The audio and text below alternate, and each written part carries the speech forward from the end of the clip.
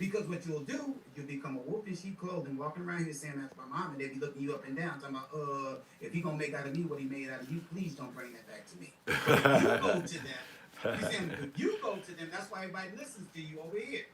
Because you are not a fraud, you're not a phony.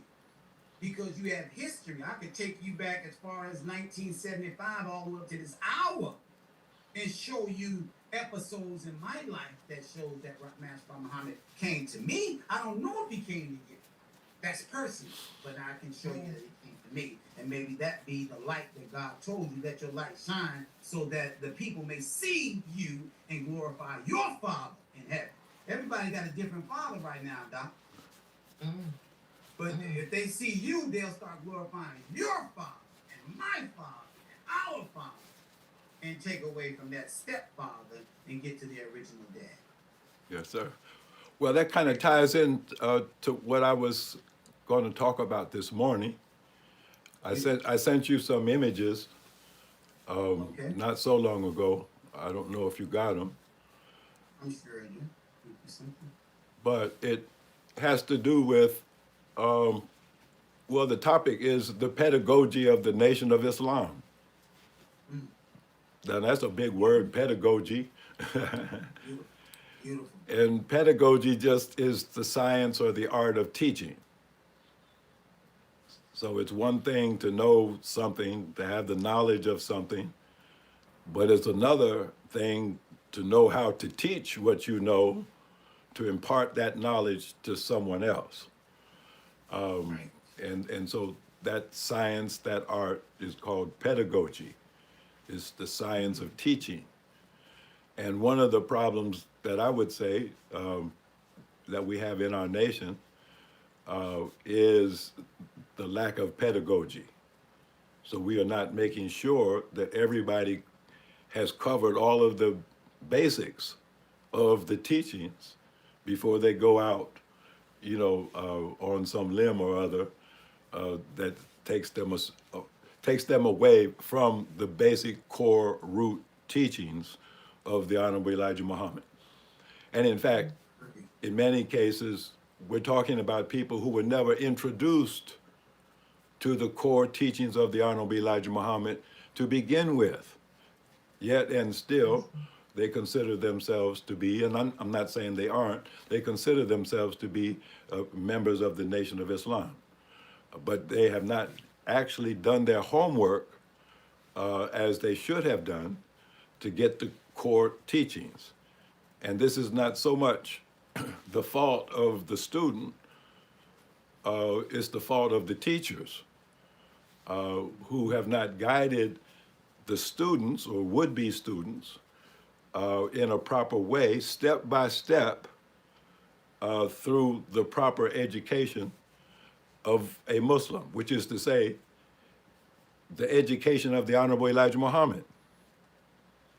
That if you want to end up with a proper Muslim at the end of an educational process, then the educational process has to duplicate the education given to the Honorable Elijah Muhammad by Master Fawad Muhammad. If you have the student travel on another pathway other than that pathway, you're going to end up with something, but it won't be the same as the Honorable Elijah Muhammad. And so if we preach that we should achieve oneness with the Christ, and some people consider the Honorable Elijah Muhammad to be the Christ. Well, how can you achieve oneness with the Christ unless you know what the Christ knows? And how could you know what the Christ knows unless you duplicate the educational process by which he became the Christ? Yes, sir. And so that's a very important topic. Now, one of the images I sent you, Chief, was the commissioner's workbook. And maybe while you're searching for that, maybe we should open up in prayer. I mean, I suppose you already opened up in prayer a long time ago. Yeah, we open up in prayer. So we never stop. Which one is it? Because you got two right here. This one uh, and this. You gave me uh, 3. yeah, You gave me 10. yeah, just the one up in the right, the That one? yeah. We'll start with that one. Um, Now this was a little book. That's why it's called a short manual, because a complete manual would be much longer than this. But this was just a short manual on deliberative dialogue that was written before the conference at the farm in 2007. This was to prepare the laborers who were going to attend the conference to be able to engage in deliberative dialogue lawfully. I mean, deliberative dialogue is just like anything else. There's rules. There's rules, there's regulations, there's guidelines, there's protocols, there's structure, there's organization. And because it's structured in a proper way, or if it is structured in a proper way, I should say, then you can rely on the outcome. So this was just an introduction to deliberative lawful dialogue for the laborers in 2007.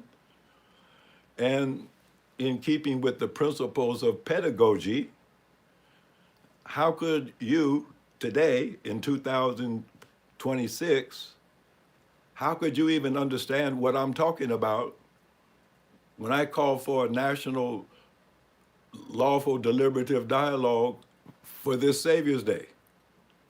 How could you even understand what I'm talking about and what I mean by the use of those particular words unless you yourself have indulged in the knowledge of what deliberative dialogue actually consists of? And so, since we made this little book available to the laborers back in 2007, I'm working hard to republish it. And inshallah, soon it will be available at a very low price on Amazon. And along with this book on deliberative dialogue, the other key vital book, of course, is the Commissioner's Workbook. Chief, do you have that? Do you have that image of the Commissioner's Workbook? I think you do. It should be. I think I. It should be. Commissioner's Workbook. I think it's just click. Yeah, that. One of these? See the one? No, the one on the. Go back where you were. Workbook for the commissioner? Yeah, but I don't want to start with that page. We'll come to that. There was another page with the picture on it. Oh, there it is. Commission? Is this it? No. No problem. We'll find it. You know. See on the right, left, bottom. This one? Yes, yes. Right. Okay. Okay. Yeah. Yeah. So that's the cover art for the Commissioner's Workbook. Now this goes all the way back to 2001, and this workbook was written by some of the commissioners. There were 36 commissioners altogether. And I would say maybe 7 or 8 of us, we actually put together the Commissioner's Workbook. Now, this was to prepare those who were going to be acting as commissioners. This was to prepare them so that they could actually perform their duty as commissioners, which was to participate in the restructuring and the reorganization of the Nation of Islam, because that's, in fact, was the mission given to me by the Honorable Minister Louis Farrakhan in November of 2000, when he said, famously, that he did not think that the Honorable Elijah Muhammad would be pleased with him if he left the Nation of Islam in the condition that it was in. And so he asked me if I would help him to reorganize and restructure the Nation of Islam so that the Honorable Elijah Muhammad, in fact, would be pleased with him. And so that was the beginning of the work of the commission. And of course, it was not the work for one man. And so I enlisted the help. I think he had a total of 36 commissioners all together, working together to produce the commissioner's workbook. So now the commissioner's workbook will also be republished in the very near future, inshallah, and made available at a very low price, because we have to get everybody up to speed. Yes. We have to get everybody up to speed so that you can actually engage in lawful deliberative dialogue. Now, the commissioner's workbook is problem-oriented. And when I say problem-oriented, what I mean is it is carrying out the first step of the atonement process. And that's why eventually the commission became known as the Atonement Commission, because we pointed out the wrong. We pointed out the problems. We pointed out the issues. We pointed out the impediments to the progress and success of the nation. In other words, we were trying to point out those things that had earned the displeasure of the Honorable Elijah Muhammad. And we were trying to point those things out and examine them carefully, and then try to come up with solutions, if you will, to those issues and to those problems. And thereby, in a logical, mathematical way, one by one, solve the problems of the nation and improve the condition of the nation. So I'm just kind of laying out the broad outline of how the commission's work got started and what the overall and overarching goals were at that time. And I'm resurrecting these documents, if you will, to a whole new generation. Because many people that are in the Nation of Islam, you were not even born when this book was written in 2001. Right. Many of you weren't born when the Farm Conference took place. You don't know your own history. And that's not just 500 years ago. That's 15 years ago that you don't know your own history. You don't know what happened in your own nation. And so sometimes when you hear people like me and people like Chief say the things that we say, the way that we say them, you think that's something new. You think that's something unheard of. But in fact, it's not unheard of. And in fact, it's not unauthorized. It's completely authorized. So now I think one of those other pages, Chief, is what I'm looking for next. I'm trying to read it on a small screen here. Someone agreed. Oh, yeah, I think this is the right page. We have readers for you. Yeah. Yes. Now this is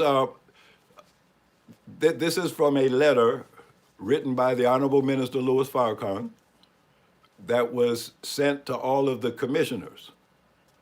It was sent to the 36 commissioners, and it is a letter that is authorizing them and me to do our work. So sister, would you please read?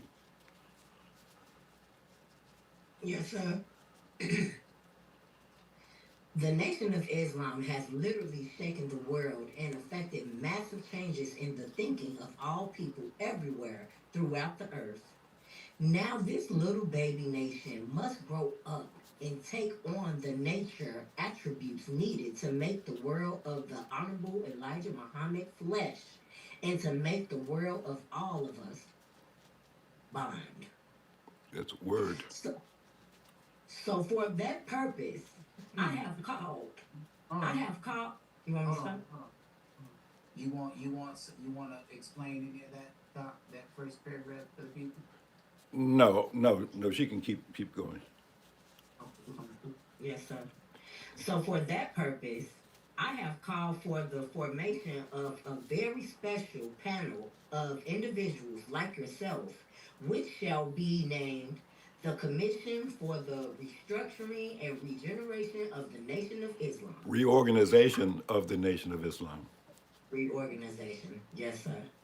I have also asked Abdul Alim Muhammad to assist me in this momentous work.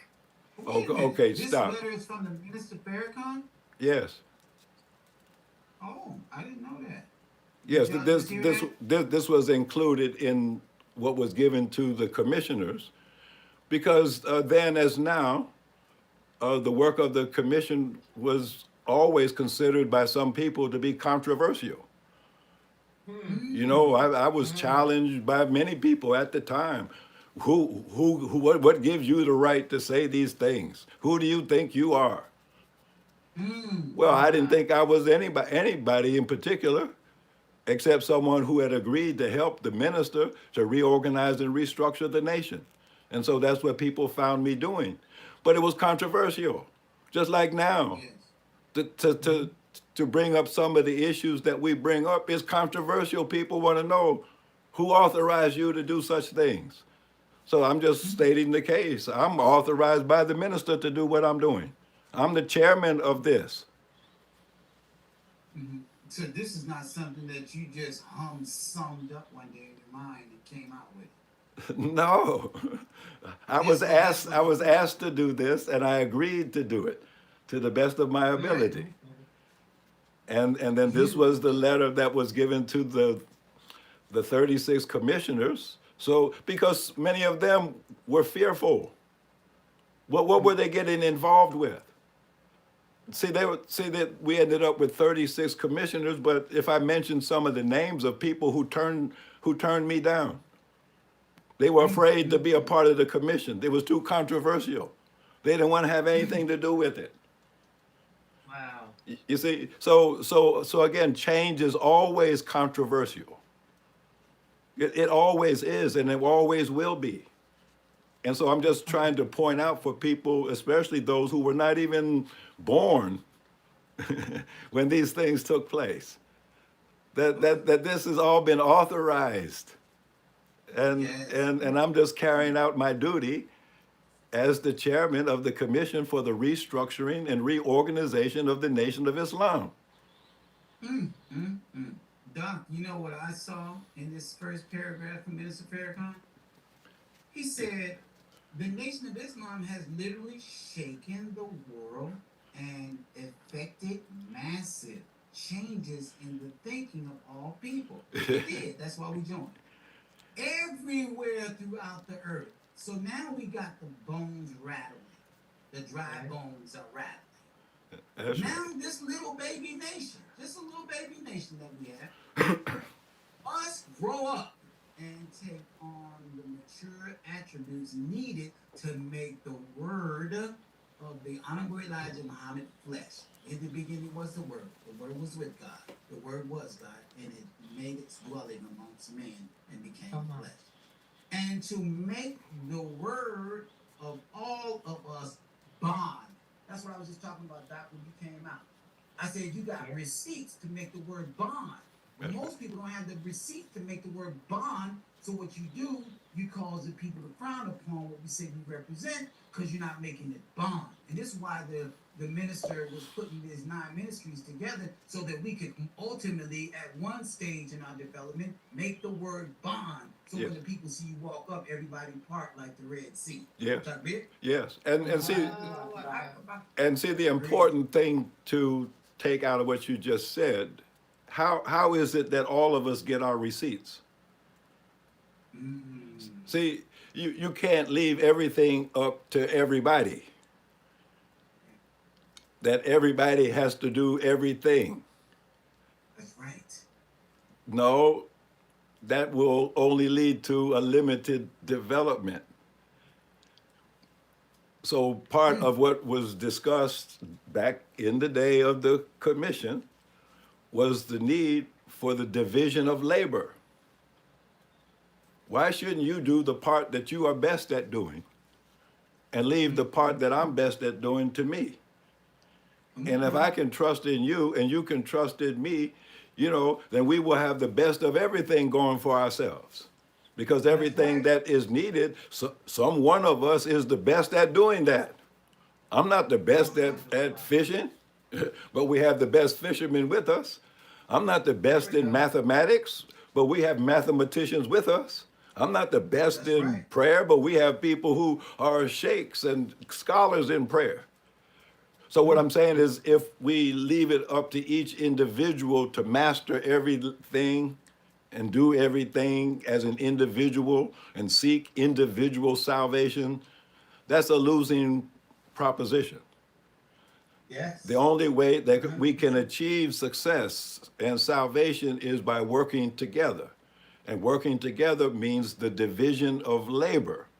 So that you can achieve unity through uniformity, make everybody the same, and cut out any differences and nullify any individuality. See, you can achieve unity like that, but that can't go very far. It's much more challenging, but it's necessary to achieve unity through diversity. Recognizing the diversity among us, the differences among us, so that then we can organize those differences, not to be at odds with one another, clashing with one another, but like different instruments in an orchestra, playing harmoniously together, making beautiful music that none of the instruments alone could make by themselves. But it takes the entire orchestra to perform this master work, this masterpiece. You see, and so that's what the Nation of Islam has to become. It has to become not just a master word of supreme wisdom, but a master work to be admired. But it takes workers in order to produce a work. And that's what the commission was designed to do, to lay out a blueprint of the work, so that those who were interested in the work could get busy with the work. Doc, this is the minister. The minister came up with this stuff. Yes. That's what he says, right? He says, I have also asked Brother Abdul Alim Muhammad to assist me in this momentous work. Come help me do the 9 ministries. The minister was really on something right here. Yes. Now that this is the first time I've ever seen this. Well, that's why the workbook and the dialogue manual have to be republished, because a lot of people haven't seen this. They think this is just dropping out of nowhere.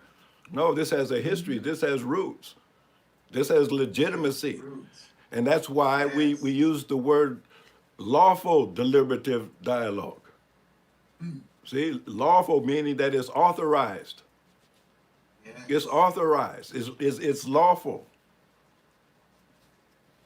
And right here, Doc, where he says the commission for the restructuring and reorganization of the Nation of Islam. This is what the minister asked you when you went to him right after he got was in rehab, trying to come back from that cancer situation. Would you help me reorganize the Nation of Islam, because I don't believe the messenger would be pleased with me with what we have so far. Yeah, absolutely. There it is. People are listening all over the world, because it's quick calling us hypocrites and disbelievers when the minister's the ones talking right here, and everything we've been saying from Doc is what he's saying. Now we validating what the minister. The minister is all about the 9 ministries. What we're doing, he all about it. But at that point, it wasn't. I guess it wasn't seasonal at that time. So we had to come gone. Now Do we just throw it away because he said, no, it came from God through him, but we didn't execute. So now we're executing and we need our hands on deck. That's Maybe seeing this will reignite the brothers and sisters all over America to see that you actually are doing what the minister asked you to do. yes. But it's just something that he didn't launch at the moment that he had an opportunity to do so. Come on now. So, sister, if you could continue reading. Yes, sir. This commission is authorized to formulate the direction and pattern of change for our nation and to create a new nation out of the old. Stop. Just as Stop, please. Go, Doc. See, I think that is the clearest statement that could be made. Would you Forever. would you read it again, please, sister? Those Yes, two sir. sentences. Yes, sir. This commission is authorized to formulate the direction and pattern of change for our nation and to create a new nation out of the old. Good God Almighty. So, the only thing that I can say is that I believe that the time is past due for that language of the ministers to be made bond. And so that's why we're calling for lawful deliberative dialogue as a part of Savior's Day 2026. Now, let's be clear. When we say Savior's Day, that's the birthday of our Savior Allah, Master Farad Muhammad, in Mecca, Arabia, on the 26th day of February, 1877. So therefore, Savior's Day is always the 26th day of February and was always observed by the Honorable Elijah Muhammad on the 26th day of February, no matter whether it was a Thursday or a Monday or a Sunday or a Wednesday. It didn't make any difference. A person's birthday falls on whatever day of the week that it falls on. And so, in keeping with that tradition, then when we say that there should be a national lawful deliberative dialogue for Savior's Day 2026, then let that be on the 26th day of February 2026, and not on some other date that might be more convenient. But whatever day of the week the 26th falls on should be the day that we convene a national lawful deliberative dialogue in the name of Allah, who came to us in the person of Master Fawad Muhammad, and in the name of his messenger, the Honorable Elijah Muhammad. You know, Doc, he said to create a new nation. A new nation out of the old. The old sin like they breathe. They sin and they love it. The old, he preached to for 30 years and they produce nothing. So we definitely need a new one. And I think that it's right on time, Doc. Yes, now, Allah is the best one. now in keeping with that, a new nation out of an old. One of the ways in which we illustrated that at the very first conference of the commission was the example of the caterpillar becoming a butterfly. That the disgusting caterpillar that people like to smash underfoot, Yes. you know, creepy, crawly caterpillars, ugly, nasty looking things. But if they can survive, they get up onto a branch of a tree and they form around themselves what is called a chrysalis. They weave, it's almost like a silk thread, but they weave a chrysalis around themselves, and within that chrysalis, the caterpillars goes into a hibernation state and literally breaks down and digests itself. Mm, mm, mm. and then puts itself together in a completely different way as a butterfly, Praise be. and then chews a hole in its chrysalis so that it can emerge as a butterfly. Mm, mm, mm. And so that was the image of the commission vis-a-vis the Nation of Islam. We might be a caterpillar today, creepy and crawly, down on the ground, looking very unappetizing to some.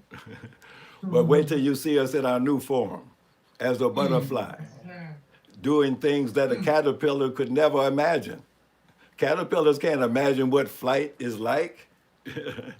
They can't imagine what it's like to feast on the nectar of flowers. They're down there on the ground eating whatever's down there on the ground.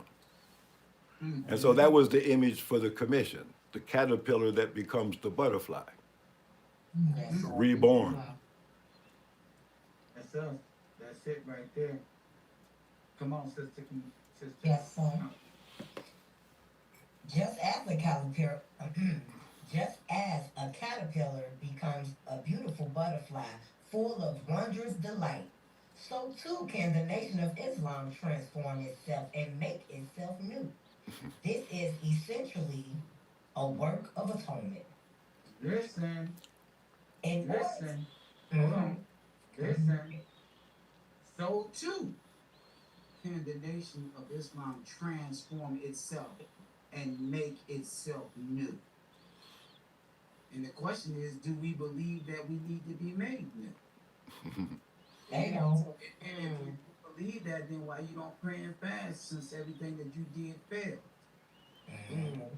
And also, Chief, I'll just add to that. Doesn't the Bible say, behold, he makes all things new?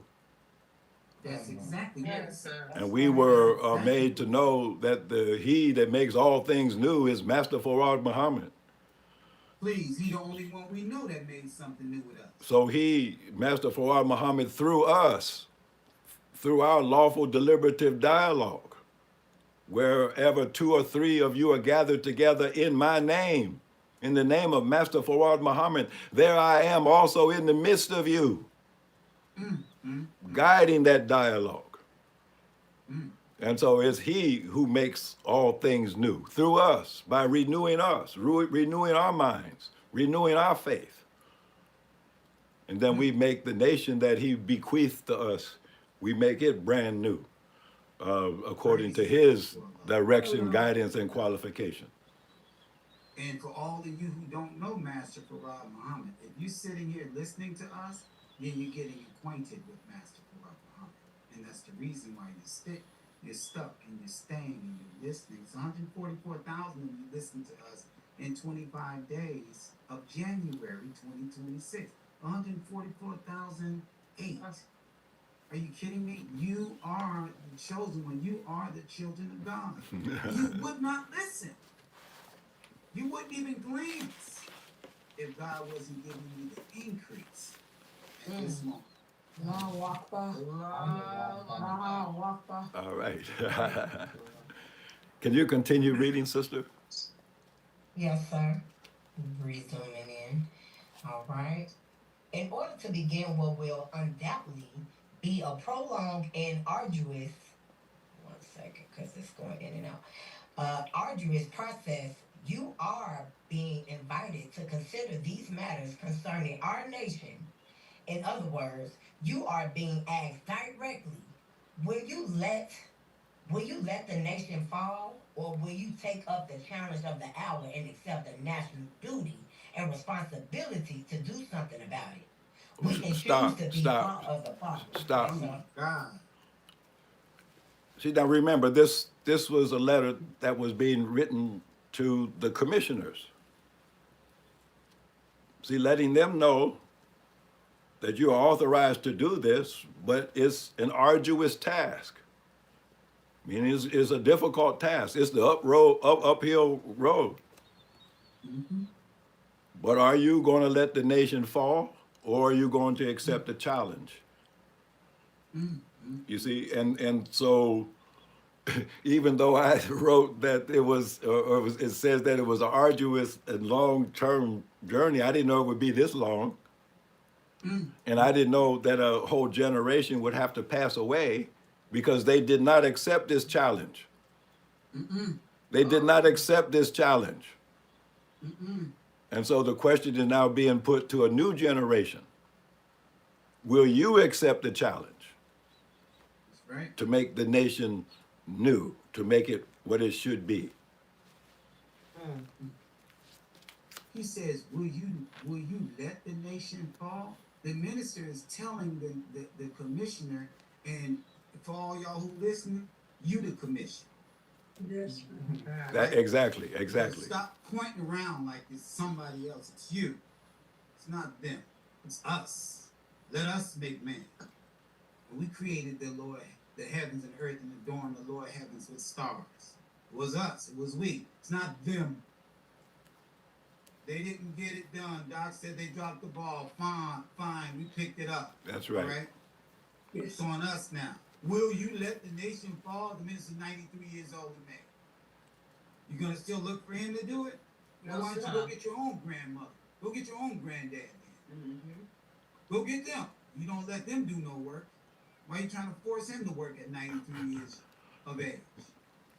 You pick up your grandmother and take her to the grocery store, do all this stuff for him, and you want the minister in his grandfather's stage of development to go do the work. We're sitting here, young, well-to-do people, and we're doing nothing. You're crazy.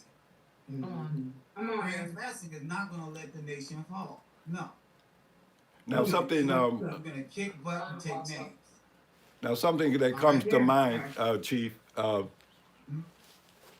It was Thanksgiving morning. I want to say 1983. And early Thanksgiving morning, my phone rang. It was Minister Farrakhan on the phone. And he talked about certain things. But at one point, he asked me the question. He said, Brother Alim, why is it that we say that the nation would never fall again? And my answer was the zombie answer. Because the Honorable Elijah Muhammad said it would never fall again. He said, yes, that's right, brother. He said, but the nation of Islam will never fall again because we won't let it. We won't let it. And see, so that was in 1983 that he spoke those words to me. And what you just said now reminded me of that conversation on Thanksgiving Day, 1983. The nation won't fall because we won't let it. So now, is that a true statement or not? Will we let it or won't we? We won't let it. Well, it's up to you and me. It's up to you and me. That's Because right. those that went before us, they did the best they can. You can't doubt that they did the best they could. But now it's up to you and I to do the best that we can. That's right. What's the best that I can do? What's the best that you can do? And if we all are doing our best, then we can hope for the best and pray for the best and fast for the best. Yes. That's right. The minister did a heaven of a job to keep us in the game. That's right. He did a heaven of a job to keep us in the game. And you nurse off of him to keep you going at your leg of the race. Right. He ran a hell of a race for us. And put us in pole position by Allah's permission. Now what? Now, rather than sitting over here doing nothing. Yes, sir. now one of the things that, as you finish reading this, that everyone should keep in mind is that what's being talked about here is the future. See, what's being talked about here is the future. If the Honorable Elijah Muhammad asked the question in Our Savior Has Arrived, what idea do you have of the new world. He asked the question in the book. What idea do you and I have of this new world that Allah is bringing in? What idea do you have? None? So you have to evolve ideas. And so that's what this is a call for. This is a call to all of us to evolve out of our understanding of the teachings of the Honorable Elijah Muhammad under the direct guidance of Allah in the person of Master Fard Muhammad, to evolve new ideas, because ideas are the future. The idea in your head today is tomorrow's reality. Yes, sir. If there's no idea in your head except what already happened in the past, then you're doomed to repeat the past over and over again until you come up with a new idea. Yep. That's right. So the challenge of the commission was to come up with new ideas, which of course are different than old ideas. So continue reading. Yes, sir. Thank you. Finishing off that last paragraph, we can choose to be a part of the problem or a part of the solution. You have been nominated to serve as a member of the commission and to participate in commission activities for the next year, especially a conference to be convened Monday, October 15th through Wednesday, October 24th, to set the agenda of change through atonement of the Nation of Islam. Yes, so that was the letter sent to the commissioners before the conference at Indian Lakes over an 8-day period of time, as you see there.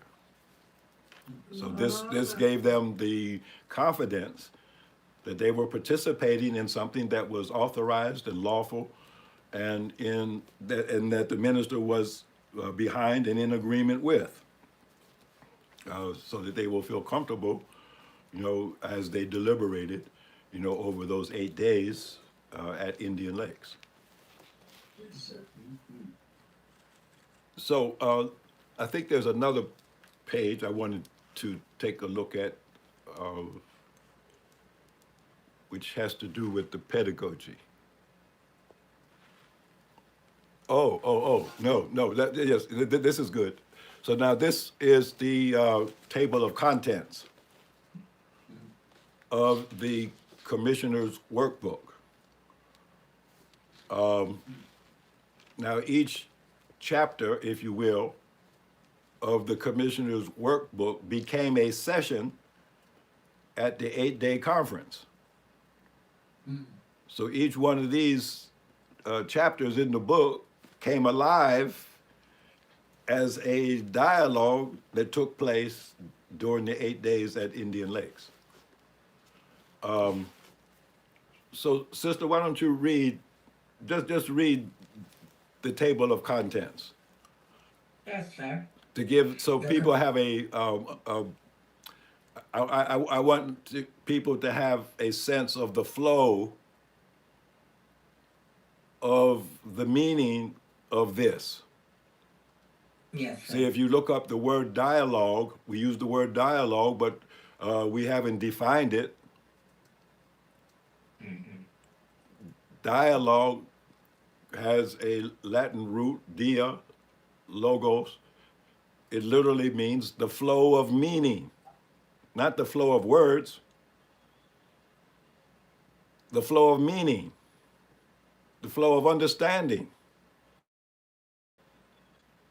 that may be expressed in words, but it's not about the words.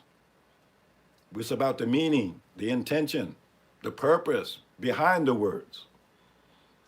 And so I just want you to read the table of contents so people kind of get the sense of the flow of the meaning of what deliberative dialogue entails, what it's all about, what it feels like. Yes, sir. The Commissioner's Workbook, Table of Contents, Bullet Point, Letter of Introduction, Dr. Abdul Alim Muhammad. Session 1, The Need for Change, Creating a Culture of Change and Progress. Session 2, Threefold Vision, Past, Present, and Future. what was, what is, and what will be. Session 3, Introduction to the Process of Change, A Bridge to the Future. Session 4, The Nature of Lawful Dialogue. Session 5, History and Structure of the Nation of Islam. Session 6, Evolving Human Needs and Responsibilities. Session 7, Fundamental Assumptions and Definitions. Session 8, Telling the Stories, Gathering the Stories. Session 9, The Atonement of a Nation, to God and the people, to repair the broken covenant. Session 10, The Problem List, Unmet Needs. Session 11, Nurturing Human Nature. Session 12, Human Needs and Their Fulfillment. Session 13, Programmatic Responses, Successes and Failures. Session 14, Structure for the Governee of the Resurrection. Session 15, Pedagogy of the Nation of Islam, the Education of the Honorable Elijah Muhammad. Session 16, Outline of Atonement Action Steps. Session 17, Reports and Resolutions. Session 18, Organization and Expansion. Session 19, Chairman Summary. And addendum, the report and recommendations of the Commission for the Restructuring and Reorganization of the Nation of Islam. Allahu Akbar. Okay, so thank you. Like, So there's a lot there, just reading the table of contents, but it gives you a sense of the flow of what was being discussed over an 8-day period of time by the 36 commissioners. And of course, all of that was recorded. All of it was transcribed word for word. So every single word that was spoken at all of these sessions is actually written down, is actually transcribed. The editor of the paper, Brother Richard, Brother Naba, may Allah be pleased with him, he had a wonderful team that recorded every single word that was spoken at this conference.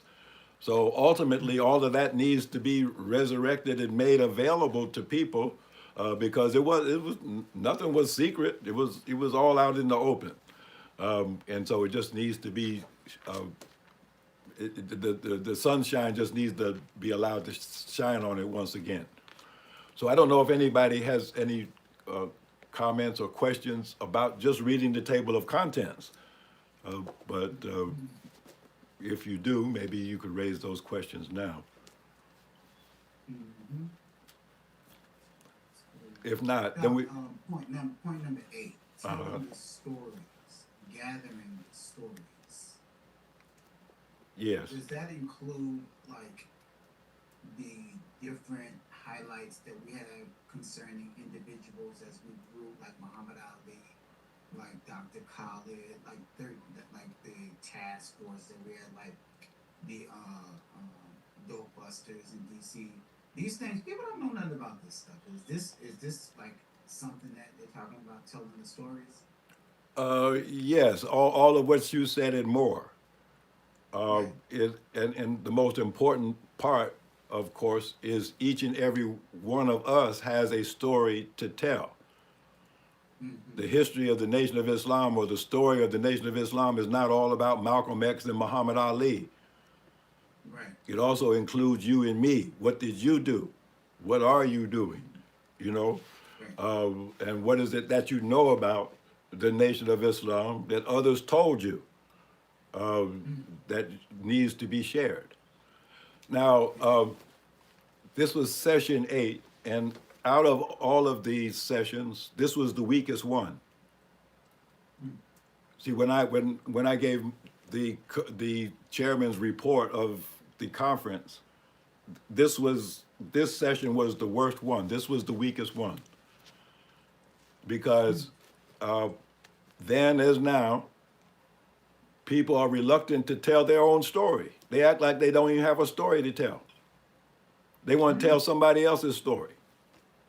And so this was the weakest session and had the weakest participation because people were so reluctant to really tell their story. I'll tell you who told one of the best stories. Sheikh Tajani. Sheikh Tajani told the story of how he got attracted to the Nation of Islam. He gave his whole childhood upbringing and, you know, the things that he was into, and then how he got attracted to the Nation of Islam. I told my story that I've shared here about the brother putting the gun to my head. And everyone was asked to tell their story. What happened to you? See, how did Islam prove itself true to you? And so that was the weakest session because most people were very reluctant to tell their story. Just as now, we have people so reluctant to speak up and tell their story and to bear witness to their truth. So that's so again, that's a work that is monumental.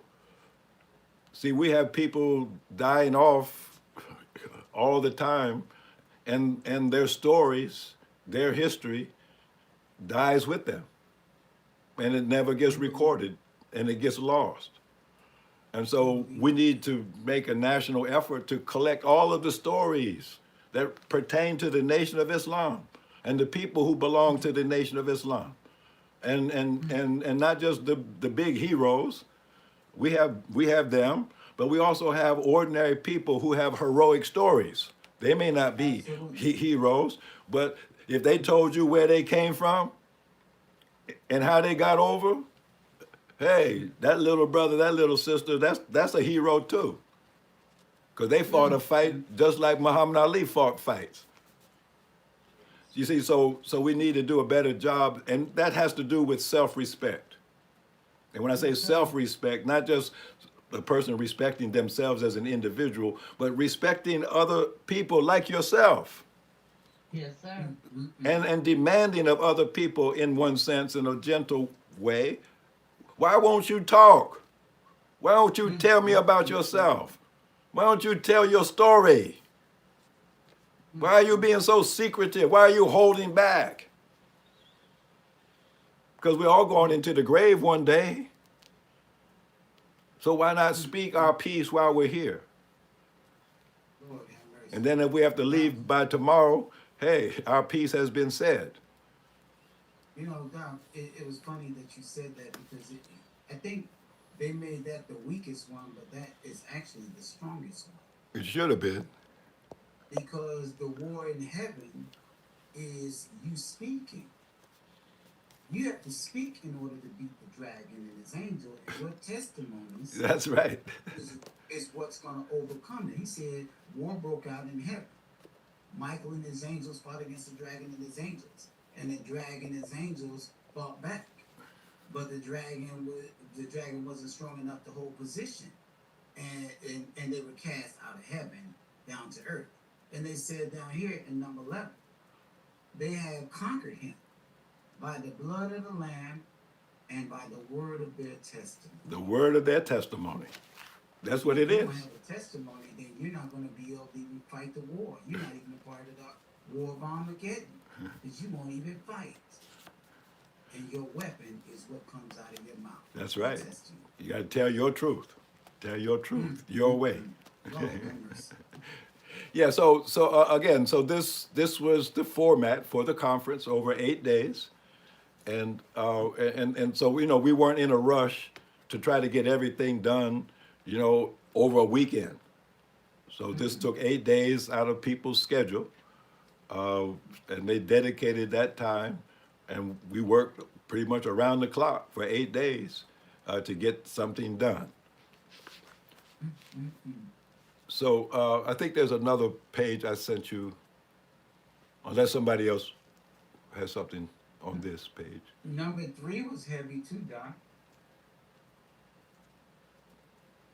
Session 3.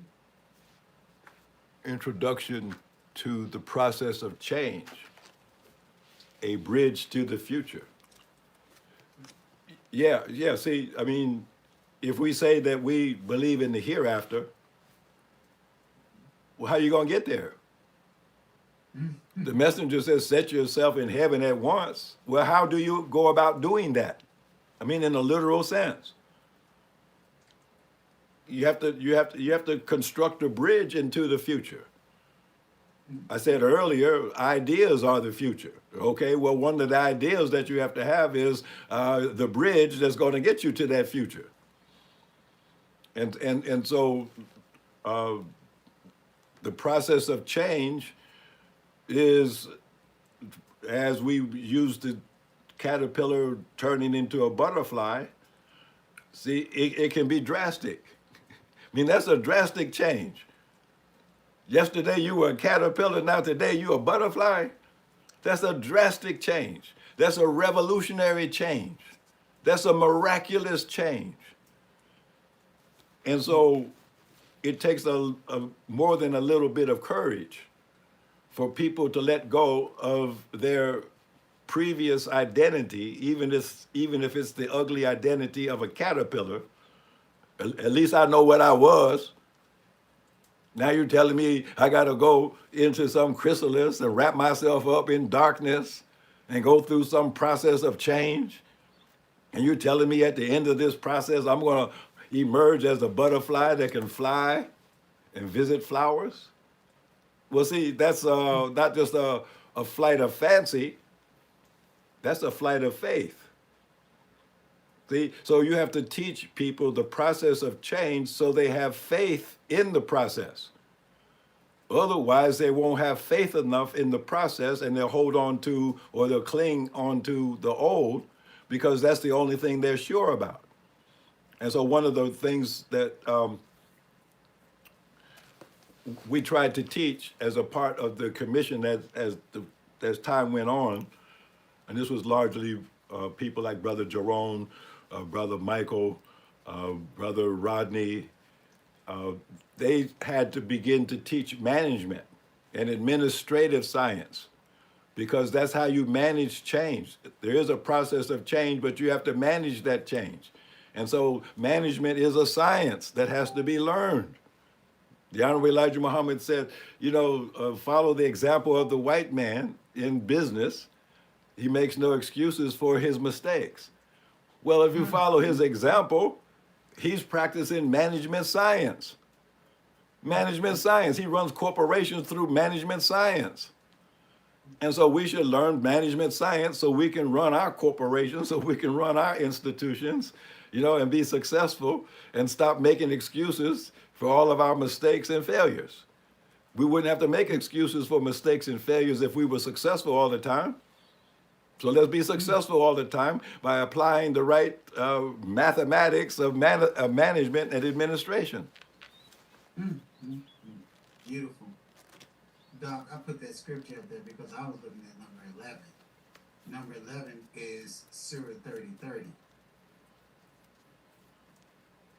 Sit there. Nurturing human nature. Yes. The scripture says, so set thy face for religion, being upright, the nature made by Allah, in which he has created man. There is no altering Allah's creation. That is the right religion. Alone, but most people do not. To nurture our, he's in section number 11 says, nurturing human nature. We have to nurture, we have to feed it, we have to keep going. That's why we're up at 5 in the morning. We're training ourselves to be godly. We're trying to get back our original power through prayer and fasting and eating the right food. It's the only way to nurture yourself back to your right, because we got a million different habits that this world has given us. This is how Satan beats us. But with prayer and fasting, fasting cures 90% of all diseases, and prayer does the other 10% to get us back to our original power, our nature. And that number 11, nurturing human nature. Yes, and nail in the cross. Yes, and during that conference, you see, we made sure that the food that was being served was consistent with how to eat to live. Along with the workbook that we issued to each commissioner, we issued a prayer rug. And that's why Sheikh Tajani was a part of the commission.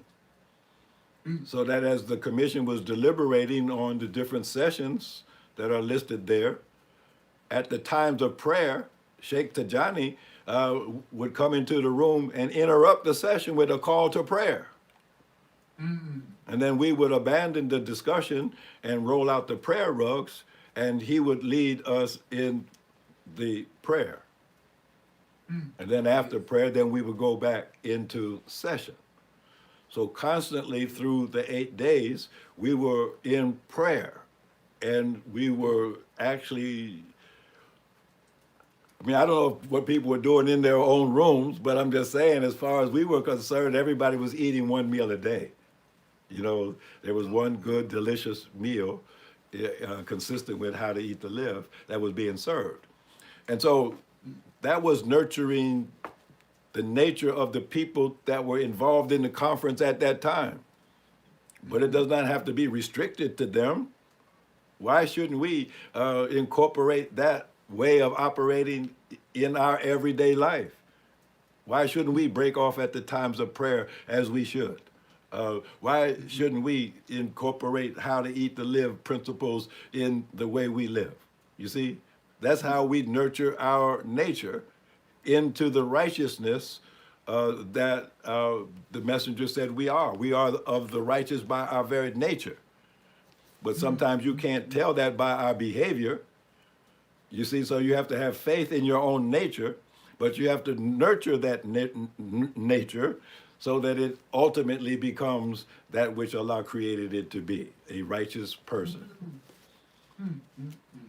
Beautiful, Doc. Beautiful. I mean, you had a hand up too, Brother Jovi. Go ahead. Yes, sir. Assalamu alaikum.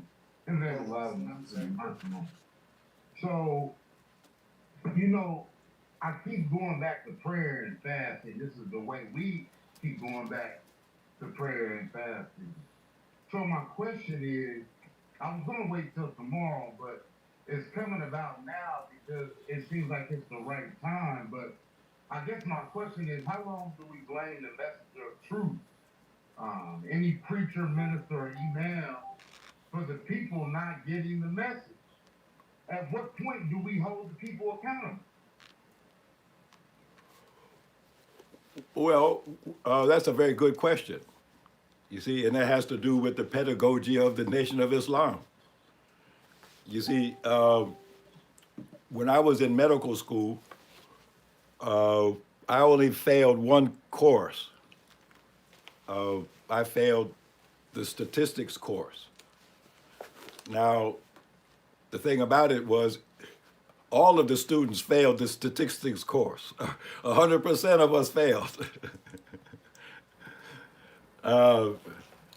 And as a result of that, they didn't kick us out of school, they fired the professor. How in the world could a professor be teaching right and 100% of the students fail? That's not the fault of the students, that's the fault of the teacher. So if you see the Nation of Islam today failing to achieve its goals, as I was saying earlier, it may be because people have never actually been made acquainted with the root teachings, the core teachings of the Nation of Islam. They are acquainted with derivative teachings that were derived from those core teachings, but they never actually got the core teachings under their belt. And so whose fault is that? Is that their fault, that they didn't get what they were supposed to get? Or is it the fault of those whose responsibility it was to teach them? And again, that comes under the heading pedagogy, the science of teaching. So now, if all you know how to do is teach individuals, that's one thing. But how about generations that keep coming? See, generations upon generations upon generations. Well, every generation has to be taught. And if you're not teaching each generation as the generations are born, then you're going to end up with generations that are devoid of essential knowledge. And that's what we're dealing with today.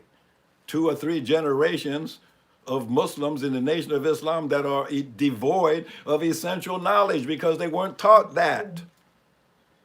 They weren't taught how to eat to live. They weren't taught message to the black man. They weren't taught our Savior has arrived. They didn't listen to the lectures of the Honorable Elijah Muhammad. They listened to other things. They read other people's books. And so they're devoid of the root teachings, the core teachings, that was the foundation upon which the nation was built prior to 75. So if we would like to see the glory days of the Nation of Islam return, well, it starts with the education. We have to make sure that all of the generations of our people, our children, our grandchildren, our great-grandchildren, that they receive the same education that we received prior to 75, that they receive the same education, if you will, that the Honorable Elijah Muhammad received from Master Fawad Muhammad, that all of the things that he was taught, then they will be taught. And then we will have a generation, that is ready, willing, and able and qualified to make the necessary progress. Let me add one more thing. See, what are the qualifications of those who teach Islam? See, what is the qualification of the teachers that are over the flock? What are their qualifications? Who qualified them? Who chose them? Who selected them? Who certified them? Who installed them? Now, the Honorable Elijah Muhammad said, those who are qualified to teach Islam are those who know mathematics, those who know medicine, those who know music, and those who know the science of the rainbow. So how many of the teachers of Islam are mathematicians? How many are practitioners of medicine? How many are musicians? How many know the science of the rainbow? Well, only those that are qualified in those areas are qualified to teach Islam. And so then this throws light on the ignorance that is among us. The Bible asks the question, if the blind lead the blind, then they end up in the ditch. And so that's what we have. We have blind teachers who are not qualified themselves, teaching other people as though they know. And so we have to go back to the basic pedagogy of the Nation of Islam and make sure that those who are up in front of other people, teaching other people, guiding other people, instructing other people, mentoring other people, that they themselves are grounded in the basic core teachings of the Honorable Elijah Muhammad. Otherwise, they should have no standing among us.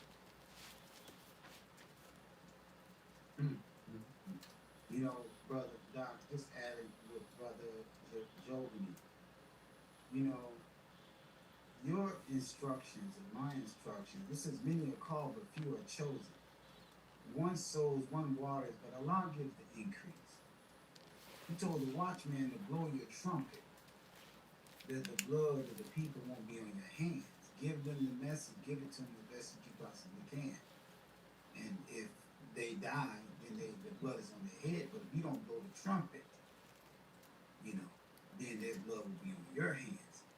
But I don't want us to think that just talking is blowing the trumpet. Your actions have to speak louder than your words. Because if we had 9 ministries, we wouldn't have to talk. Because you would employ the people, they would come in there without talking to them and say, you guys said that you got a job over here with the agriculture. I've been a farmer for many years and I'm unemployed and I really need the help. You have lines of people on here. See, it ain't all about what we perceive in our minds that blowing the trumpet is being some fiery minister in the nation. Come on, man. We need somebody with boots on the ground around here. We need to show some examples that Master Alim Muhammad worked in my personal life as an individual. So when I come amongst them, my light be so bright that they'll glorify my Father. Did y'all ever see it? Because they see Yes, the light in me. They see the light in you. They see the light in us. These are the examples. So there is no time to drop the hatchet on nobody because they're not our people. Those are God's people. That's right. We just been missioned. We've been commissioned to go and do some work that would be the modern day silk for the people that you're trying to get. You need to upgrade your silk. You know, Master Muhammad put silk at the door. And it was intriguing to them. Opposites alike, like repel. They let him in the house. What do you think they're going to do with this modern day silk with the 9 ministries and we got business and stuff running around here? You'd have to put them on a waiting list. Do y'all understand what I'm saying? Yes, sir. Crazy. So, Doc, any more questions, comments as we move about? Well, I think I covered the main points that I needed to cover today, and maybe tomorrow, with the questions and answers, people have a chance to think about certain things. Because what's important from here on out is, number one, learning the basic rules of deliberative dialogue, and then number two, coming up with the topics that need to be dialogued on.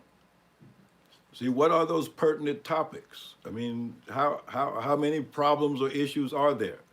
Is it 5? Is it 10? Is it 50? But whatever the number is, then that's the number of dialogue circles that need to be convened to solve that problem area. And so maybe people can think about that. What are the problem areas? What are the topics that need to be discussed? And inshallah, as I mentioned, we're trying to republish both the workbook and the dialogue manual so people can study those and see how we did it before, because that will be the quick study to get people up to speed to do what, to be able to do what we need to do now. So, Beautiful. We got one hand up. Sister Lisa, come on. Assalamu alaikum. wa alaikum salam. Walaikum salam, ma'am. Assalamu alaikum. My question is for Dr. Alim. I put it on your YouTube channel, but I didn't know whether you could hear it. So my question is this. As the now father of prayer and fasting, and the claim that I get all the time is that prayer and fasting has a reach to thousands of people. Can you describe the progress that prayer and fasting has made with establishing the 9 ministries on your platform? Well, that's an interesting question. I'm not sure that progress has been made. I'm hopeful that progress will be made. There's some hopeful language that's being used, but these media platforms can be quite deceptive. If you notice, none of the movements that originate on social media platforms ever really materialize in the real world, because people get enchanted with their virtual reality, their virtual conversations, their virtual interactions. And one of the things that I could say that has to do with the miseducation of many Muslims today in the younger generation I could call them virtual Muslims because their entire experience in Islam is based on watching videotapes on social media, following people on Facebook. But to actually live Islam as a way of life in an authentic, realistic way, many people just, they don't have that as their experience. It's all virtual. So even though of all of the social media programs that I have done, I remarked, I think the second or third time I was with prayer and fasting, this is the first time I ever felt something coming back to me from a social media platform. Usually you get nothing back. But with prayer and fasting, despite the technology, you actually get something back. So now, if that is a genuine spirit, and just to be clear about it, what am I trying to do? Why am I invested time and energy in this? What am I trying to do? I'm trying to recreate the same spirit that was on the farm in 2007 so we can get this job done. Now, can that be done? Can prayer and fasting get that done? Well, I don't know. But I'm just going to put them to the test. Put myself to the test. Doc, I like to defend prayer and fasting. You don't have to defend prayer and fasting because it's not being attacked. I have to. I think it is. It's condescendingly being attacked, and I'm not going to go for it. Okay. I want to say this to you, Doc. We didn't drop the ball with prayer and fasting. Minister Farrakhan did. We trying to pick it up. Allah brought you to us so that you can introduce it to us. It takes a person 4 years to go to college just to get a degree. We got this just the other day from you. So what prayer and fasting is doing for the 9 ministries, we got it publicly known in the minds of millions of people who fell asleep on it. So I think we made a whole lot of progress. You know, that's what prayer and fasting has done.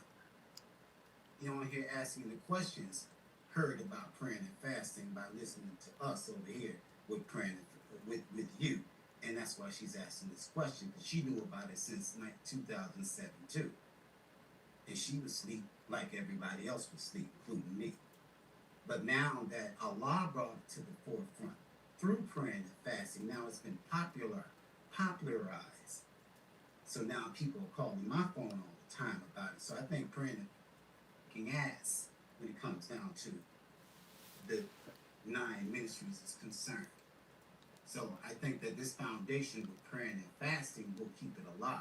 Because without praying and fasting, it'll be a pipe dream, just like Black Wall Street 100-some years ago. It's been a pipe dream. Well, I sure hope you're right, and I'm very hopeful, but I'm used to disappointment. You see, you're talking to somebody that's used to disappointment. I've heard big talk before from all kinds of people.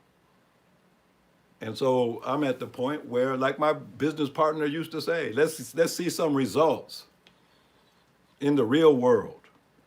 I'm not saying there aren't results now, but it's not of the magnitude that it needs to be. So I'm just being very real with you. I really mean to see the 9 ministries in existence, not just talked about, but in existence. And we're a long, long, long way from that reality. And so I'm hopeful, but I'm also mindful that I've been here before, where people made me think what was not actually real. So I'm not trying to carry that over. But you have to understand, that's my life experience. That's my story. I know how people are. Praise be to Allah. Praise be to Allah. You got Sister Viola as a hand after Sister Lisa. Come on, Viola, and then come on, Sister Lisa. Assalamu alaikum. In the name of Allah, the most gracious. I've been listening to you guys, your sisters and brothers, for the past 2 weeks, and sisters on Thursday night. I think that needs to be a habit, the sisters on Thursday night. But and I appreciate that, and I appreciate what you're doing. I just like to say one or two things. We must remember what the Quran says. The Quran says that Allah raised us into degrees. He brought Minister Farrakhan. He gave him the idea of what needs to be done. But Allah knew, for some reason, there had to be a pause. But Allah knew the people still had to be resurrected because He ordained it, and that this work will be picked up at some point in time. And this is the time. So stop thinking and listening to other people. Go and ask Allah for understanding. Go and pray for this work to continue to build this hereafter that the Honorable Elijah Muhammad taught us, that Master Farad Muhammad taught him to teach us where it is. We're sitting on it. We're standing on it. He said, now that you have the knowledge, this is supreme wisdom, like Dr. Alim said.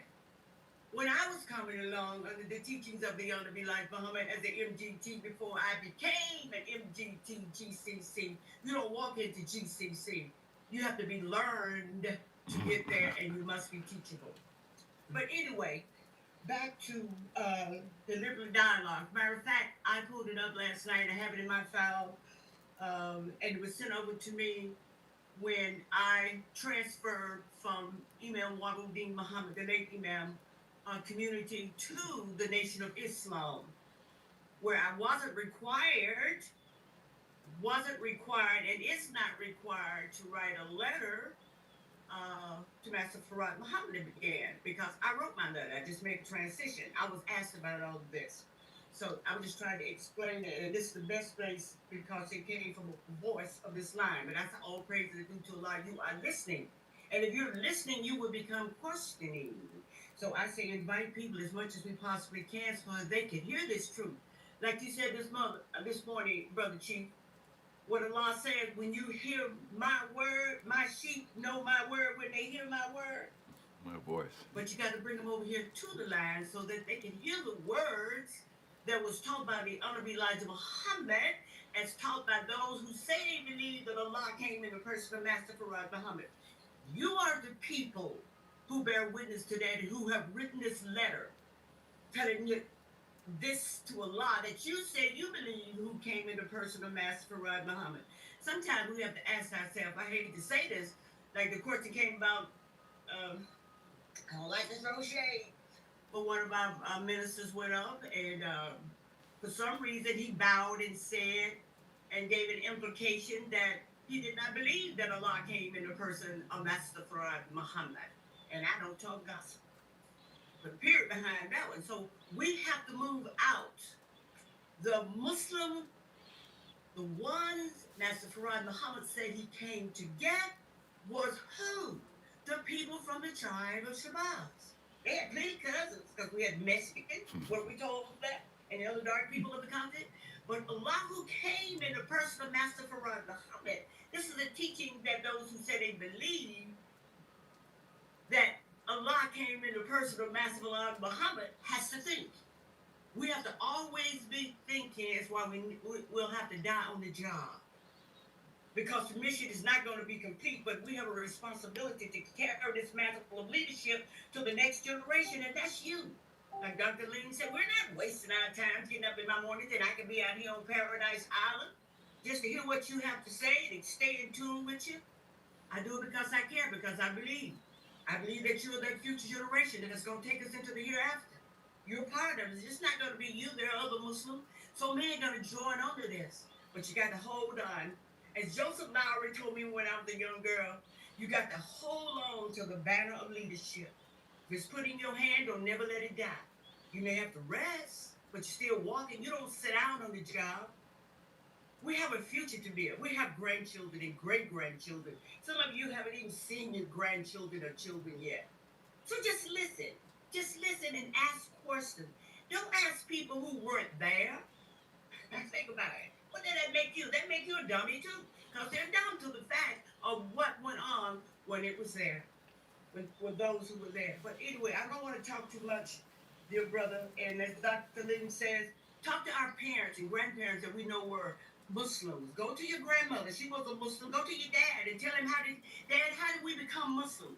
Go ask. You need that history for your children, and you don't need to die standing before Allah, because he said you go come and testify. The chief told us that this morning. So when you stand before Allah, everything's going to testify. It could be just that message that you reach out and tell a brother to listen, or send him the codes or the accordions to this line. So brother, keep this with you and catch us when we can, or when you can. Go to Facebook. Put your earplugs in, because sometimes they're sitting at a desk. That's what I tell people. And listen, and they are listening. And they're beginning to what? The question. They want to know the truth, the whole truth, as the Lord said last night, and nothing but the truth. And if you want that, nothing but the truth, you got to come to this line, because there ain't nobody in the Nation of Islam teaching this. That's all I have to say. May Allah continue to bless us. Don't forget the Your Unity Project. The month of January is almost out, and it has not received your $5. Those who say they believe that Allah came in a person of Master Farad Muhammad, make your words your bonds, send to Your Unity Project that $5, because we got to keep this energy going. Thank you, brother. May Allah bless you, and He will bless you, because He brought you to this point.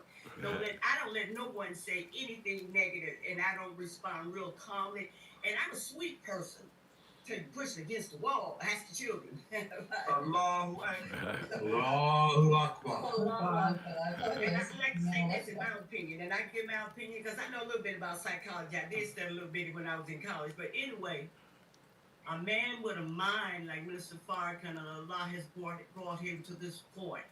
Allah let nothing took him away or would take him away from us until this message was back up from its roots. The seed never dies. Back up from its roots and began to manifest again. And how do we learn to manifest what the teachings of Master Farad Muhammad brought us? We got to learn how to sit down to do it. Well, okay, we know this, that, and that. So, brother, Dr. Lean, Minister, will you tell us how to follow this script of learning to be the best managers that Allah brought to the planet of Earth? Allah said, you are the best of my people. That's what Master Farad Muhammad said. Do you believe what he said? That's all I ask. I'm not going to call you a hypocrite, because your hands and your mind and your heart will testify before Allah. What I think don't mean nothing. I don't care what you think. All I think about is the job and saving my soul. And that's what I advise you to do. Because we say, and the Quran tells us, that's the book that the Alim Muhammad gave us, that Allah, who came in a person of Master Farad Muhammad, says we are to study, and it is our #1 book. So we must follow the Quran, and we must follow the rules of the Supreme Wisdom. When I came along as a girl, you had to know, you had to go into those books. You studied those books every week. You had questions and answers. You knew it was just like a dialogue. That minister, our brother, Dr. Alim, is trying to show us or bring us back to the path of Allah, who say he came in the person of Master Farad Muhammad. That's who I'm advocating for this morning. And I'm advocating for the Honorable Elijah Muhammad. I'm advocating for the Minister Farrakhan and Dr. Alim, because they put this, they're the one who brought us to the bridge. And prayer and fasting would take us across the bridge into paradise. Paradise is right there. Can't you see it? What did he say? Paradise with money, good homes, and friendships, and almost all walks of life. Dubai, you can do it in less than almost 10 years. What the heck do you think we have to do? We don't have to go mine our money, because we already have it tied up in property, stocks and bonds. There's a lot of us out here who has this and that stock. And manage yourself. Ask yourself, who am I? What do I do? I'm in a world that says this, and that. How do I manage myself in this world?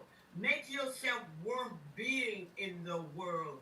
That's what Master Farad Muhammad came to bring us: friendships and good homes and all walks of life. If we had stayed on the path of the Honorable Elijah Muhammad, there would be no poor Muslims in the Nation of Islam. Do you not agree? That's true. That's right, because the young like Muhammad had built an empire based on the teachings of Allah who came in the person of Master Farad Muhammad. So that's where we got to go. Crazy. So praise be to Allah, and I pray Allah bless us. You know, I've been off for 2 weeks now. You know, I can talk for too much. May Allah continue to bless us. May Allah continue to protect us and our families and our children and grandchildren, and let us see them be a recipient of this heaven across the bridge. We can do it. Allahu Akbar, Allahu Akbar. Thank you, brother. You just heard from Sister Captain. You heard from Sister Captain of the Nation of Islam. Yes, sir. Yes, You heard a captain talk to him. Oh, Wow. you go hard. I have one thing to say, I'm gonna get off. I have talked to some sister captains that was around with me, and they're ready to give their testimony as to how they came into the. We saw each other marrying the nation. We saw the good life of the nation because we followed the teachings of Master Farad Muhammad.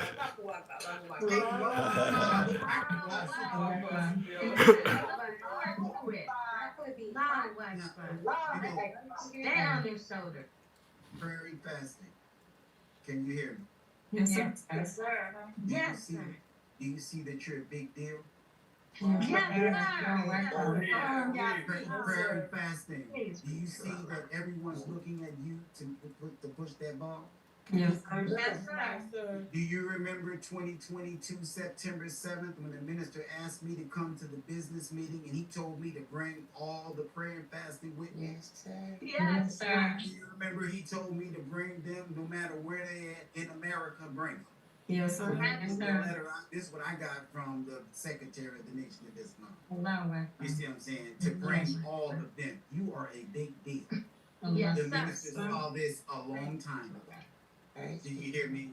And now you're at this juncture, ever since September 7, 2022 to 2026 of January, you're still kicking butt and taking names. And that's why your name is still reigning supreme in the eyes and the ears of those who can go and do their own work somewhere. You ain't gotta worry about us. But they worried about you because they got hope in you. Your praying, your fasting drew the attention of the people, and your praying and fasting is going to allow them to make it to the other side. And that goes for everyone who prays and fasts. It doesn't have to be me. It can be all of us. Everyone has some power in them. Why don't you release it and add on to the power that you see? If you want it to go as fast as you want it to go, kick in. This is Lisa and then Brother Carlton. Thank you, Brother Warren. And thank you for inviting me on here to ask my questions, Brother Warren. My question was not in contention, but it is the foundation of my concern as we move forward in unity. I joined the Nation of Islam in 1993. And at that time, I think it was around 95 or 96, I actually met Dr. Alim because I was a student of food chemistry at Wayne State University, and I had some work that I wanted to do with the MGT class, and he shut me down. He shut me down. but aside from that, you know, I continue to be inspired by Allah to do what I can to bring, as my acts of devotion, I guess you could say. And so I'm always concerned when it appears that as Black people in different platforms, we're not moving in a unified way. And I heard Dr. Alim say, you know, it's often that these Zoom relationships don't turn out to bring forth what the people say that they're planning to do. But when I look at examples like Brother Ben X or Brother Riza Islam or Brother Farrakhan, who started the Hereafter Firms, there are people who pull together Zoom platforms and they actually are bringing things into fruition. And I came into prayer and fasting in January 10, 2021, and I have continued to pray and fast since that time. And I think it's really important that we don't come off as though we're all little separate groups moving, because it's the unity of the groups. And for myself, this is my perspective. It appears that there's a lot to do about what happened 20 or so years ago. And so my question was around what is currently taking place in praying fasting, with Dr. Alim being the father of it and having all of the deliberate dialogue, information, and did all of the foundational work for the 9 ministries. What have you done to establish some work for people to do today instead of what I consider constantly talking about what happened in the past? What's the work? What is the work currently? And I'm going to mute and listen to your response. Thank you. Okay, thank you for that. I thought I outlined that earlier today. People have to be brought up to speed, and necessity that involves looking at what happened in the past, but that's only to prepare you to be able to do what needs to be done now, going into the future. So what I was suggesting that everybody do, and as soon as we can get it published, study the brief or the short manual on dialogue so you understand what deliberative lawful dialogue really is and how it works and what the rules are and the various roles and responsibilities that people have to play to make it work. And then the second thing is, of course, the commissioner's workbook. You need to study that and see what that format was, and then bring it up to date. That's what things looked like at that time to those people. All of that is not out of date, and that's an awful lot of work that people put into it. So we need to respect the work that people did in the past, because that's the foundation that you're standing on today, but then bring it up to date. So I think that's the immediate work that needs to be done by everybody. Study the manual on dialogue, study the commissioner's workbook, and then that will give you a framework to think in and a framework to act within. So that's the best answer I can give you to that question. Thank you. Beautiful, beautiful, Doc. You know, the most humble, as Muhammad said, history is most qualified to reward the researcher as it develops the springs and motives of what it is. We don't know nothing about what happened in 2007. We didn't have a dog in that race at that time. We found out about that later on in life when you brought it out and started telling us about it. So any wise man is very shrewd about jumping into something. A fool jumps in like a fool. But a wise man sits back and watches it and listens to you and learns about it and ultimately makes moves from that standpoint. And that's what praying and fasting is doing right now. We've done a lot of work nationally and internationally across the globe. And we have a whole lot of projects that we have, you know, because it takes finance to raise a nation.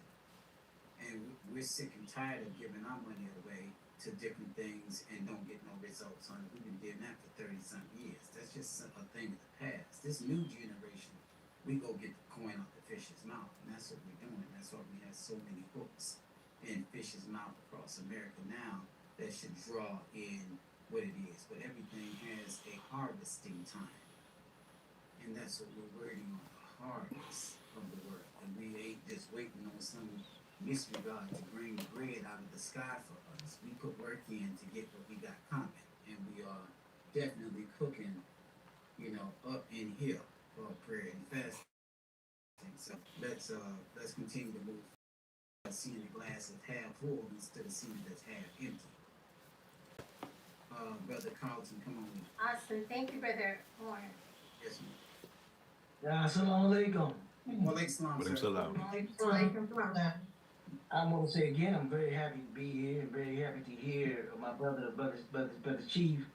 I'm very happy to hear my big brother, my father, Dr. Alim, and I am very excited about the commission workbook. I'm very excited about the dialogue that we're trying to embark on. And this right here that we're in right now is a dialogue, and we're gonna have. That's right. We're gonna have. I might have a question, but I'm not gonna be brief. we're gonna have this. We're gonna have. I don't know if the word is discourse, or we're gonna have a sense of criticism, especially when you have something that is so beautiful as this prayer and fasting group. We're gonna have to sit back and look at it and critique it, and see how best we can do for each other in this group, because it's become a great group. My question is, because Sister Lisa, I believe her name, Sister Lisa X, she was saying exactly what I'm saying. Basically, it's probably the same question. Is how, we got so many things going on, and this group is such a powerful group. How can we pull that all together and make that actually operate within the commissions, which are different things going on, to make something happen for the future? And I think that that's the agenda of Dr. Lane going forward. I hear, look, I have this commission group, and I have this idea to make us all be able to be successful further, because after we pray and fast, you know what I mean, now we have to be able to eat after we get finished fasting. So we have to be able to provide for ourselves. We have to be able to secure ourselves. So, and this group is so powerful, like I said, is that it can move these things. Everything that Brother Farrakhan is doing, everything that Rizal is doing, wherever is doing in the nation, with this group right here, this nucleus right here, we can help move those things and bring those things together if we, get this commission or this dialogue down, where we're actually meeting to get these things done in those different circles. You understand what I'm saying? Yes. Allahu Yes. Akbar, brother. Allahu Akbar. This is the mechanism. This is a device to be used. Prayer and fasting. I'm sorry to dip in. Yes, and so, and I'm gonna say that, and I'm gonna say one more thing. Yes, we gotta study that deliberative dialogue, and because we have to understand how to present an idea in a group like this and be able to do it in a timely fashion. That's what I'm gonna leave. Wa alaikum salam. Let me respond to what brother just said. I think the core question that he was asking in all that he said was, how do we translate what this group, prayer and fasting, is all about, which is a part of the Nation of Islam? How do we translate that into something that is concrete, something that exists in reality, that actually fulfills some of our human needs, or all of our human needs, ideally? Well, see, that's one of the topics that needs to be brought up at Savior's Day. See, don't think that I have all the answers to all of the questions that people have on their mind. No, that's an excellent question. That is the question. How do we translate what we're talking about into real action? Okay, well, that needs to be a topic. If I'm questioning the ability of social media platforms to translate what they talk about on the platform into concrete action, well, shouldn't that be a topic at Savior's Day? How do we make social media platforms work for us, so that what seems to happen to so many other movements online doesn't happen to us? I raised the question last week with you, Chief. How can we actually conduct deliberative, lawful dialogue on a Zoom platform? That's not what we did in 2001 and 2007. We weren't on a Zoom platform. We were there in person. Is it possible to do deliberative, lawful dialogue on a social media platform? I don't even know. It might not even be possible. But we should find out, see if we can make it work. Because if we can't make it work online, then we have another problem. How are we going to convene the dialogue if it's not actually possible to do a true dialogue online? See, virtual reality is something that's very. See, Prophet Muhammad said that the greatest fitna, the greatest trial in the end times, would be Dajjal. And I've said over and over again, to my mind, Dajjal sounds like digital. And one of the things about digital technology is that it makes you think that you have more power than you do. It makes you think that you know things that you actually don't know, because everything is virtual and you don't have to be tested. You see, and so can we translate what seems to be a virtual group? Can we translate that virtual group organization and structure? Can that be translated into something that is concrete, that could be identified as the 9 ministries? Now, the simple test of what I mean, say if you go to Chicago, you have the mosque and you have other real estate, but what don't you have? You don't have an administrative building. There's no administrative building. So in other words, the reality, say, of the Ministry of Agriculture would be, oh, I have a question for the Ministry of Agriculture. Let me pick up the phone and call their number. And they have a number, and somebody answers the number. They have an email, and somebody responds to the email. They have a website, and it's being managed, and is updated, and they are, all about the things that a Ministry of Agriculture should be about. If there's no phone number, if there's no email address for the Ministry of Education or Trade and Commerce or any of the other ones, they don't exist. If there's no staff there, staffing them, making things happen, carrying out the policies and the programs, then it doesn't exist. If you look at the proposed skeleton structure for the 9 ministries, do you know how many people it takes to run 9 ministries? I mean, at the executive level. I'm not talking about lower level staff. I'm talking about executive level staff. You need 191 people. It takes 191 executive level people to run the 9 ministries. And if you don't have 191 qualified people to run the 9 ministries, hey, then you're just dreaming. You're not being real. So that's what we have to do, is we have to identify the 191 executives among us that are qualified to run these 9 ministries, and then establish it. So there is an administration building. And on the 5th floor is the Ministry of Education. And on the 4th floor is the Ministry of Health and Human Services. And on the 9th floor is the spiritual ministry, fully staffed. Otherwise, we're just engaged in virtual, virtual reality instead of real reality. Yeah, and just adding to that, Doc, yeah, it will take that, but we're speaking from a standpoint of 2007, when the minister has the money of 1,000, 1,000,000 men to back him up to make this happen. Right now, we're cool over here praying and fasting. We're not stretching ourselves beyond where we can stand. We're crack black and exact where we stand. We don't have millions of dollars pouring in like the minister did. So at that particular time you were talking about, the minister had the money to actually make that happen. But over here, we're a crude ship over here that Allah is ushering through the ocean here. We're a crude ship. So the great expectations of what happened in 2007 has to be shrunk down until we can deal with it from this standpoint.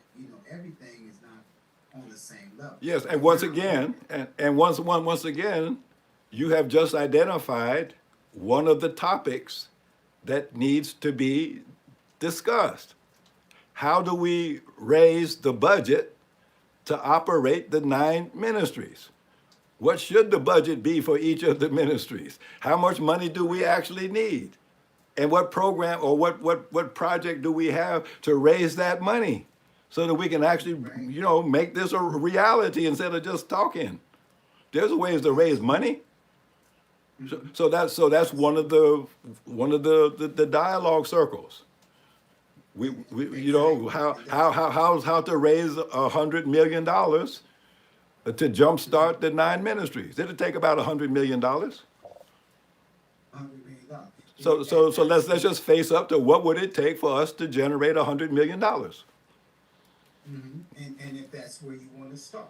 Yeah, And then again, it depends on where you want to start, because it'll be $100 million to get it done. I don't think it's hard for us to get that. It's not. We've raised 200,000 amongst ourselves and did great work. Yeah.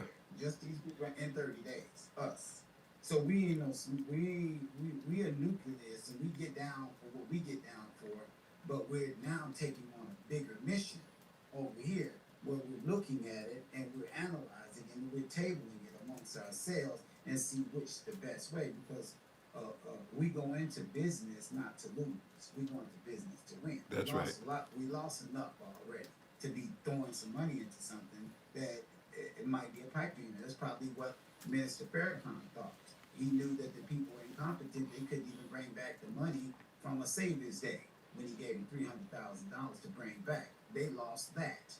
Now, if I invest in all of you people who lose my money all day, every day, why would I pour my money into you and not ministries, and you got a reputation of being a bad paymaster, a bad credit person, a bad person to make something happen? So he probably got cold feet at that particular time based on what he knows personally of regional ministers all over the country or local ministers all over the country. He's seen what they do with the money.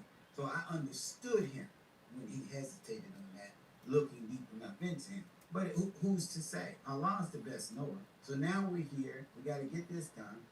And we're talking, and they talked about Riz and Farrakhan, Ben, 19 Keys, brother. Ben X and Farrakhan and 19 Keys ain't thinking about no praying and fasting. I talked to them on the phone. They are young men. They're embarked into a career. They're young people. Young people don't think like seasoned soldiers do. They have time to go. You see what I'm saying? And then the minister kicks Ben X out the Nation of Islam indefinitely. You kick Reza out indefinitely. You kick Farrakhan out indefinitely. These brothers are young people. You just can't mishandle them like that and think that you're going to be able to call them into a cipher, and they're already injured. These people need Dianetics or wherever the hell you think that would fix them. You see what I'm saying? They need some serious mental healing. Talk, man. You see what I'm saying? So all these most of us are just hurling stuff in the atmosphere. Praying and fasting is boots on the ground. We make concrete steps towards the goal. You see, this is all hully-gully right now. You see what I'm saying? And I see it, I feel it, I'm watching it. You see what I'm saying? But as we continue to march, one day at a time, Allah reveals different things to us. We chasing the bag over here and praying and fasting. We got millionaires that talk to us on the phone. You see what I'm saying? We got them by the thousands. We don't play little games. Some of us came out of the street game doing big things. So when you come into these things, you reflect what you came from. You know what I'm saying? And that's what's happening over here with me. I don't play the little game, so I'm not trying to get a few dollars here and there. I'm trying to get these millionaires to invest in us, and we've made grounds, and the harvest is right up the street.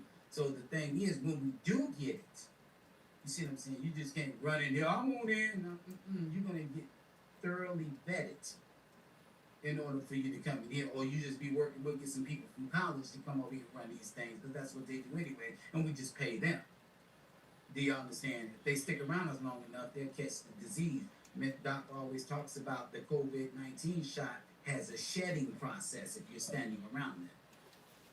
If you get the vaccine and come amongst them, there's a shedding process that you can catch the vaccine, the shots from just standing next to a person talking to him. Well, that's the same thing with these life-giving teachings. If you make the word become flesh and make its dwelling amongst you, people sitting across you can be shedded or catch the shedding of Master Farad Muhammad. That's why most of the people in Africa and everywhere we go, they fall in love with praying and fasting and be backing us because they were too close to us. And we were shedding at that time.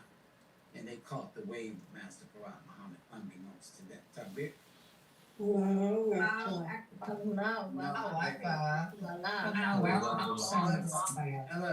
love it. Very good. We had a good dialogue. It was a good session, John. Yes, sir.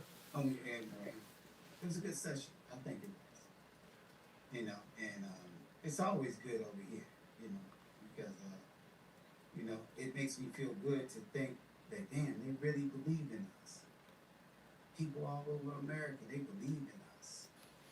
Feels good. I already knew that, but just to hear you doubling down on us, people doubling down on us, you really believe in us, you know, and I would believe in us too, because we got the dog in us.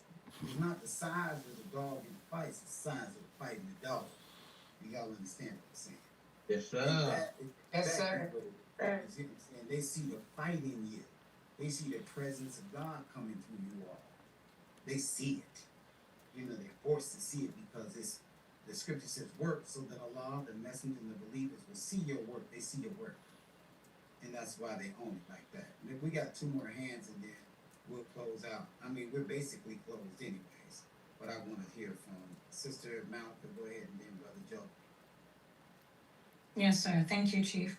I just wanted to say thank you for being who you say that you are, Chief Abdul Malik Muhammad. Thank you for giving us a platform and allowing us to see the true and living God in you.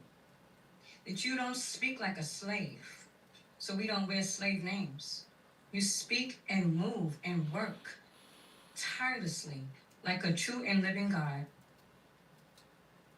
a wide awake man, a free man that is free to speak. So we call you by your name, your attribute that you represent day and night.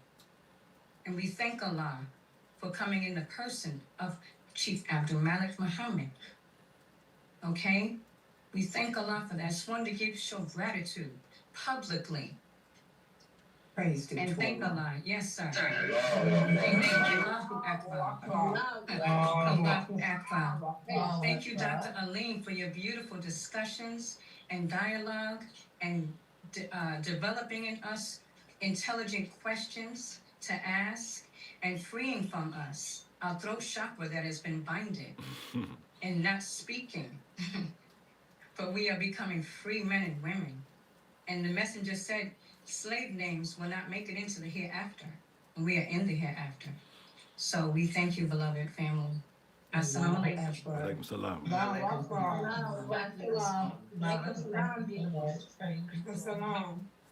Brother Joe, this last question. Go ahead. Yes, sir. Assalamu alaikum. Just in defense of prayer and fasting. Prayer and fasting, for the people that don't know, and for those who are new, has done a lot here, not just in this community, but abroad.